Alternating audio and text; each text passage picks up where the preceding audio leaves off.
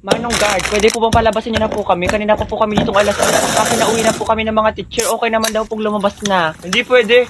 Hindi pa time eh. Anong oras pa lang? Bingi ka ba, Manong Guard? Kakasabi ko lang, ang pinayagan na kaming umuwi. Nagigigil ako sa'yo. Bakit? Yung teacher mo bang nagbubukas ng gate dito? Hindi naman, di ba? Kaya ako masusunod. Anong guard, nakikita mo to? Oh, lamunin mo, shoota ka. Kanina ka pa. Yan ang patunay na pwede na kami lumabas eh, pero mabaya ng principal. Anong pakialam ko dyan? Ay, totoo ba yan? Hindi. Imagination mo lang yan, Manong Guard.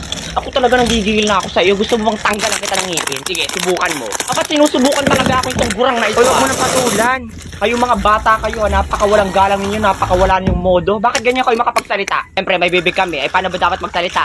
Nakasplit? Nakabalod? Nakatuwad? Ang bubo mo rin, Manong Guard, ano?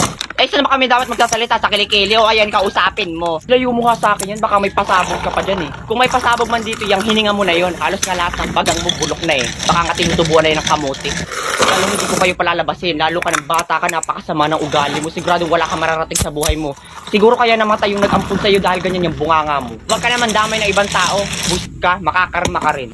Hindi ako naniniwala sa karma. Manong Guard, palabasin mo na sila. Sige po, ma'am.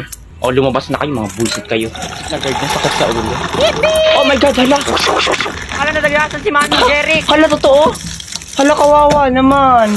R.I.P. that Jeric. Eh! May buhay pa daw. Ay, sayang naman.